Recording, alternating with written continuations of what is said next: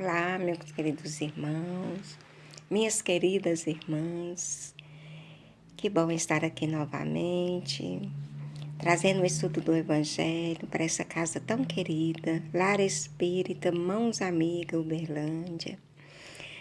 Sou a Neuza, vamos falar um pouquinho hoje do capítulo 4.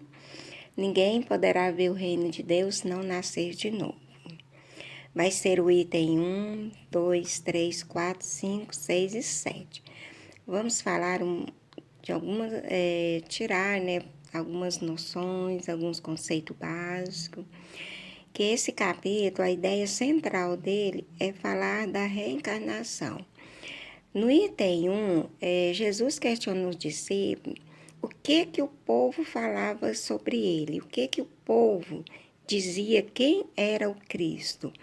Aí uns diziam que era João Batista, outro era Elias, Jeremias, enfim. E nesse capítulo 2, ele pergunta a Pedro também o que Pedro via sobre ele, entendia sobre o Cristo, né? Então, na passagem 1 e o 2 também vem falando também de Elias. É um questionamento de Herodes, que ele diga assim, não, mas eu cortei a cabeça de João Batista, como que ele poderia ser Elias? E o que é possível concluir desse item 1 e 2, hein? Através dessa passagem, né? Vamos dizer assim, os judeus conheciam a reencarnação? Sim, né? A princípio a gente entende que eles já entendiam um pouco dessa ideia, né? Essas ideias, né, tanto os discípulos como outras pessoas faziam em torno de quem teria sido Cristo, imaginando, né, como João Batista, Elias, Jeremias, até outros profetas, nos leva a concluir que os judeus acreditavam na reencarnação. Então, a ideia da reencarnação não surgiu com o Espiritismo, nem contraria aos princípios do cristianismo. Os judeus já tinham noção desse fenômeno e o próprio Cristo a ele se referiu, mostrando que o espírito renasce em outros corpos. No item 2, podemos entender com a resposta de Pedro: não foram a carne nem o sangue que te revelaram, mas meu Pai que está no céu. Então, Jesus também questiona Pedro e ele responde para o Cristo. Que Pedro, por seu conhecimento e experiência, não poderia ter dado aquela resposta se a espiritualidade superior não houvesse inspirado. Então, no momento que Jesus questiona Pedro e ele responde desta maneira, ali houve uma intuição, ele foi inspirado para responder para o Cristo. A resposta de Jesus deixa subentendido que Pedro não falara por si mesmo, mas sobre a inspiração espiritual através do concurso de espírito superior. No item 3, vamos falar um pouquinho logo após a transfiguração. Seus discípulos interrogam dizendo: por que, pois, os escribas dizem que é preciso que Elias venha antes? Olha só. E Jesus responde: é verdade que Elias deve vir restabelecer todas as coisas, mas eu vos digo que Elias já veio e não reconheceram. Então, nesse item 3, vamos observar que o modo que Jesus admitia a existência da reencarnação, afirmando ao discípulo que Elias, o profeta que haveria de vir para restabelecer todas as coisas, já vieram e não foram reconhecidos pelos judeus, que lhe havia dado tratamento cruel. Mas eu vos declaro que Elias já veio e eles não reconheceram.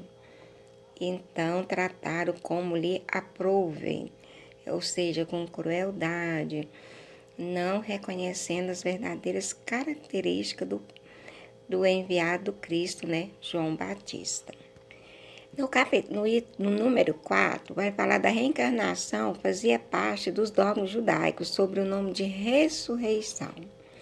Então, qual que é a conclusão que nós podemos tirar acerca de quem teria sido Elias, porque há esse questionamento que, por exemplo, o que os discípulos achavam disso?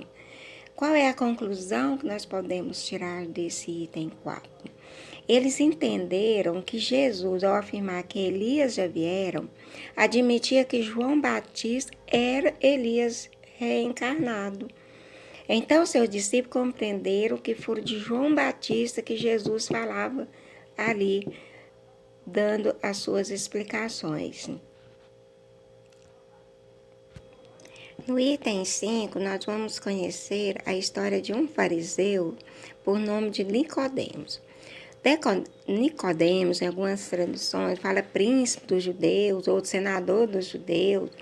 Foi uma noite ter com Jesus. Mestre, sabemos que vieste da parte de Deus, mas para nos instruir como um doutor. Porque ninguém poderá fazer os milagres que fazeis se Deus não estivesse com ele. Jesus respondeu: em verdade eu te digo, ninguém poderá ver o reino de Deus se não nascer de novo. Nicodemos lhe disse: como pode nascer um homem que já está velho? Pode ele entrar no ventre da sua mãe para nascer a segunda vez? Jesus respondeu: em verdade eu vos digo, se um homem não renascer da água e do Espírito, não pode entrar no reino de Deus. O que é nascido da carne é carne, o que é nascido do Espírito é Espírito. Não vos espanteis de que eu vos digo que é preciso que nasçais de novo. O Espírito sopra onde quer e ouves o que precisa e ouve sua voz, mas não sabeis de onde ele vem e nem para onde ele vai. Ocorre o mesmo com o homem que é nascido do Espírito. E Nicodemos respondeu: como isso pode se dar? Jesus lhe diz: que sois mestres em Israel e ignorais essas coisas? Em verdade eu vos digo que não dissemos senão o que sabemos. O que não testemunhamos senão o que vimos, e entretanto vós não sabeis vós não recebeis nosso testemunho, mas se não me credes quando vos falo das coisas da terra, como me creis quando vos falar das coisas do céu? Essa passagem está em João, no capítulo 3, versículo de 1 a 12. Então, o que nós podemos entender por reencarnação? Reencarnação é a volta da alma ao espírito da vida corpórea, mas em outro corpo, especialmente formado para ele, o que nada tem de comum com o antigo. A reencarnação dos espíritos é o princípio conhecido por civilizações antigas, embora sob diferentes nomes. O Espiritismo passou a usar este termo, reencarnação, para evitar dúvidas e definir com precisão o fenômeno. No item 6, vamos ver a seguinte mensagem. O pensamento de que João Batista era Elias e que os profetas poderiam reviver sobre a terra se encontra em muitas passagens do Evangelho, notadamente nas relatadas acima, que a gente já relatamos. Se essa crença tivesse sido um erro, Jesus não teria deixado de combatê-lo, como combateu tantas outras. Longe disso, ele sancionou-a com toda a sua autoridade e colocou como princípio e como uma condição necessária quando disse: ninguém poderá ver o reino de Deus se não nascer de novo. Insiste, ajuntando: não vos espanteis de que eu vos disse que é preciso que nasçais de novo, ou seja, que tem que nascer de novo, tem que ter ido e voltado. É isso que Jesus estava dizendo ali, ver o reino de novo. Nascer, morrer, renascer, progredir conforme a lei, segundo Kardec. Então, qual a finalidade da reencarnação do espírito? Propiciar-lhe, através de diferentes existências, oportunidade de expiar faltas anteriores e se melhorar progressivamente, até que, se limpo de todas as impurezas, não tem mais necessidade de provas à vida corporal. A cada nova existência, o espírito dá um passo para diante na senda do progresso. Ou seja, o espírito carrega consigo o próprio castigo ou prêmio. A responsabilidade das faltas é toda pessoal. Ninguém sofre por erros alheios, exceto se a eles dê origem. Essa passagem está no Céu e Inferno, capítulo 7. Item 7. Estas palavras, se um homem não renasce da água e do espírito, foram interpretadas no sentido de regeneração, pela água do batismo. Mas o texto primitivo trazia simplesmente não renasce da água e do espírito, ao passo que certas traduções, a do espírito substituiu de Santo Espírito, o que não responde mais ou menos pensamento. Esse ponto capital resulta dos primeiros comentários feitos sobre o Evangelho, assim como será um dia constatado sem equívoco possível. Então, como naquele tempo não compreendia muitas escrituras, hoje também tem muitos equívocos ainda. Nós carregamos esses equívocos, conforme o homem traz em si essas determinações da verdade. É só a minha religião que salva, só a minha que é boa. Então, um dia a gente também vai esclarecer tudo. Não é porque somos espírito, conhecemos Consolador prometido. Não, ainda temos muitos equívocos, mas que um dia nós vamos compreender todo o Evangelho que o Cristo deixou escrito nas Escrituras para todos nós. Como podemos interpretar, então, a frase de Jesus: ninguém poderá ver o reino de Deus se não nascer de novo? Que, dada a imperfeição do homem, apenas uma vida não é suficiente para que ele consiga depurar o espírito. São-lhe necessárias, portanto, sucessivas reencarnações, para que, através de diferentes experiências, ele progrida e tenha entrado no reino de Deus. Todos os espíritos são criados por Deus para a felicidade. Ninguém nasce para fazer o mal nem ser infeliz.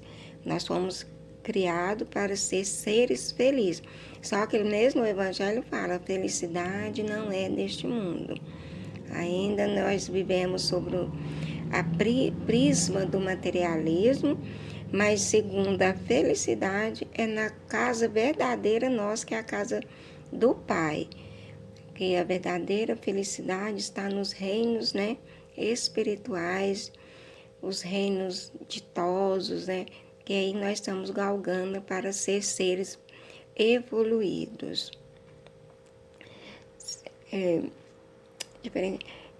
Ele progrida e tem entrada no reino dos céus. Então, em diferentes experiências, nós progredimos e temos aí a entrada para o reino de Deus. Então, nós vamos aí, passando por diversas experiências, por diversos mundos, que nós já passamos por diversos conhecimentos, diversas doutrinas, até galgar o grau maior evolutivo. Todos os espíritos são criados por Deus e para a felicidade. Mas para experimentá-la é necessário alcançar o progresso espiritual, adquirindo dia a dia no decorrer de múltiplas reencarnações. O item 8. Para compreender o sentido verdadeiro dessas palavras, é preciso igualmente reportar a significação da palavra água, que não era empregada na sua acepção própria. Os conhecimentos antigos sobre as ciências físicas eram muito imperfeitos, pois acreditavam que a Terra tinha saído da água e, por isso, considerava a água como um elemento gerador absoluto, e é assim que na Gênesis está dito. O Espírito de Deus era levado sobre as águas, flutuava na superfície das águas que estão abaixo do céu e se reúne em um só lugar, e que o elemento árido apareça, e que as águas produzem os animais vivos que nadem na água, e os pássaros voam sobre a terra e sob o firmamento. Segundo essa crença, a água tornar-se o símbolo da natureza material, como o espírito era da natureza inteligente. Estas palavras, se o homem não renasce da água e do espírito, ou em água e em espírito, significa, pois, se o homem não renasce com seu corpo e sua alma, nesse sentido é que foram compreendidos no princípio. Essa interpretação, aliás, está justificada por essas outras palavras. E que é nascido da carne é carne, e o que é nascido do espírito é espírito. Jesus faz aqui uma distinção positiva entre o espírito e o corpo. O que é nascido da carne é carne, e indica claramente que é só o corpo procede do corpo, o que o espírito é independente deste. Que ensinamentos práticos nos dá essa lição para o nosso dia a dia? Essa lição do item 8. Que a reencarnação é um ato de misericórdia divina em nosso benefício, pois nos possibilita reparar antigas faltas e avança espiritualmente. Portanto, cada dia, cada instante da nossa vida deve ser ocasião de fazer o bem, praticar a caridade, aprender e auxiliar o próximo, para que não percamos a oportunidade de progredir. Finalizando, a reencarnação é uma lei natural, portanto, divina, a qual estamos submetidos por misericórdia de Deus, com a finalidade de progredir espiritualmente e alcançar a suprema felicidade. Então, meus queridos irmãos, minhas queridas irmãs, era essa contribuição desse capítulo 4 que eu deixo aqui para vocês, que vocês possam fazer a leitura. E eu peço a Jesus a sua misericórdia, o seu amor para todos nós, que podemos compreender o momento que nós estamos passando e que devemos segurar com firmeza na mão do Cristo. Muito obrigada, fiquem todos na paz de Jesus.